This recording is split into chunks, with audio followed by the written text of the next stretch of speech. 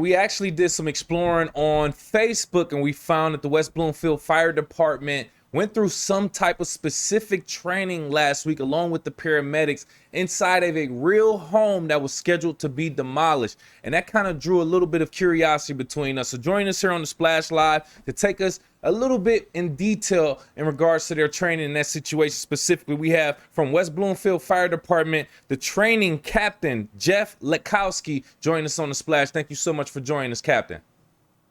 Yeah, thanks for having me here today. Excited to kind of talk about what we're doing at the fire department and kind of answer any questions that you might have. Absolutely. Thank you so much, first and foremost. Now, we want to kind of start off with what we saw on the Facebook page of you all training inside of a real home that was scheduled to be demolished. Now, I just want you to kind of explain, can you tell us the difference between training behind a actual home that was scheduled to be demolished versus a controlled environment? Yes, so right now in the West Bloomfield Fire Department, we do about 20,000 hours of training every year just to make sure that our personnel are ready to really respond to any emergency. And a lot of that is in simulated like training facilities that you see, usually made out of cement, things like that. And every once in a while throughout the year, when homes are being sited to be demolished, the homeowners will give us the home, usually for a week to a couple weeks, to be able to kind of perform all the training tasks that we have. It gives us the ability to go into a home that we're not familiar with, unlike a training site, and really kind of do everything that a firefighter would do on a training scene. Very interesting. When I saw that, I felt like I pretty much exactly what you said, but I couldn't explain it in the exact same way. But can you kind of go through some of the specific scenarios, topics, or situations that you all went through using that home? Yeah, certainly. So one of the more basic things that we do is just hose advancement, where we can smoke up a house. We have a butane heater that'll kind of place heat within the home to kind of simulate a fire. Where our firefighters can look for victims. They can look for downed firefighters to kind of, if there was an issue with that. We do a lot of ventilation where we can use our chainsaws or ventilation saws, where we can actually cut holes within the roofs. It's something that we would do on a fire ground. We do a lot of search and rescue. We do a lot of being able to make entry into a home where we can actually break a door down, break a window. Obviously, a lot of times we can't do that in a home that's not being demolished because we don't want to do damage. Right. It gives us an opportunity to practice our officer responsibilities by sizing up a scene and kind of giving commands to the crews that are coming in. And it's just an invaluable resource that we have thanks to the residents that donate their homes. I don't think too many people realize how dangerous it is just to be a firefighter in those real life situations. One of my best friends is a firefighter also, and he, just kind of paints the picture for me. But overall, even during training, that can be sort of a dangerous situation. So can you just talk about, even though it's training and it's in a real home, how you all still ensure safety for your trainees throughout these situations? Obviously with fire or even the police department, safety is the number one with anything that we do, whether it's real life or training. Correct. Obviously, we're going into these homes. We have our full turnout gears on. We're on air. A lot of times we'll black out the face mask just to kind of simulate zero visibility, like with smoke. The firefighters are carrying in axes. They're carrying in pipe poles and a bunch of other equipment that can be extremely dangerous, but it's also very realistic to the job that we perform.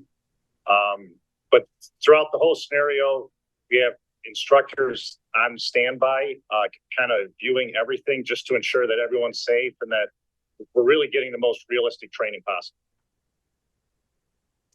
Yeah, I would imagine so, especially with it being, and I want to thank the homeowner also myself for being able to donate a home for use for our township fire department to be able to use in these real life situations. And I know it helps for the trainees who are going through this situation probably for the first time without being in that situation. But like I said, I want to thank people like that in the community, and we'll speak on that again. But join us here on the Splash Live from the West Bloomfield Township Fire Department Team Training Captain Jeff Latkowski, talking about their recent training inside of an actual home that was scheduled to be demolished, that was actually donated from a resident. Now, can you just talk about how, I'm not sure if this is the first time, I would imagine it's not, but can you just talk about how residents donating their homes for situations like this, how helpful it is and how it makes a difference in your in teamwork and camaraderie? Yeah, certainly. First off, the next time we do acquire a house, we'd love to have Civic Center come out. Maybe you can do a little reporting there and kind of see exactly what it is that we do. I think that'd be great for us and be great for you and the residents. So typically how it works is we work very closely with the West Bloomfield Township, where when a builder or homeowner comes in and requests a permit to demolish their home, we have a little packet that we give them that kind of explains the different types of trainings that we would like to do. We end up coming into a lease agreement for a $1 really donation, where we're able to utilize these homes. And again, sometimes we have them for a couple days. Sometimes we've had homes for a month or two. It really depends on the schedule of the builder and kind of where the homeowner is at with the house. But it's something that we love to do. We can usually get one or two a year. Sometimes we have more. But every time we do, it's special, and it's something that the firefighters, don't take for granted. I bet. And then just to think about it too, you all are doing this with the paramedics too. So it's the firefighters and the paramedics. So I imagine there's situations where you two have to work together, situations where it's only firefighters involved, situations where it may be only paramedics involved.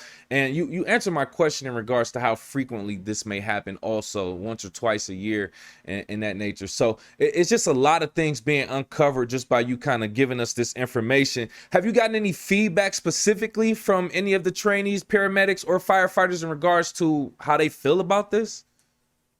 Yes. So really, anytime we're able to acquire a structure like this, it's almost as a whole, every firefighter loves that type of training. It's one thing to simulate, doing our task in the bay of a fire station. But, we have to use our imagination quite a bit for doing that. But when we're actually in a house, the surroundings are realistic. To a T that the firefighters love doing training like that. The other thing that you mentioned is we're very fortunate here in West Bloomfield, where all firefighters here are also paramedics. So we do the dual role where we do the paramedic for all the medicals, but we also do all the firefighting as well. That's interesting because my friend who's a firefighter also described the same thing. He had to go through and get his paramedic license, if I said that correctly, to kind of have that dual role also. And it makes sense, right? Because if you are in that situation, there's going to be some type of medical assistance needed almost immediately. So other than having to wait on paramedics to get there and do something, I completely understand. So once again, I just want to applaud and tip my hat off to the West Bloomfield Fire Department. Everything that you all do to kind of prepare yourselves to handle these situations within the community. Anyone watching, listening, interested in becoming a potential firefighter, becoming a firefighter, what advice would you give them? How would they go about starting that? What would you be able to tell them? First off, it's probably one of the greatest professions out there. Something that you can leave at the end of the day and actually feel like you've made a difference to the community, which is really something special. Any of the local community colleges have firefighter academies that someone could attend. After that, the individual would get their basic or paramedic license. It takes about 3.5 years to obtain your firefighter and paramedic certifications. And after that, it's just a matter of putting your application in, doing an interview, and really finding the department that's the right fit for you. I'm a little biased, but West Bloomfield has probably one of the better fire departments out there. Willing to put my paycheck on it. We have a really good culture.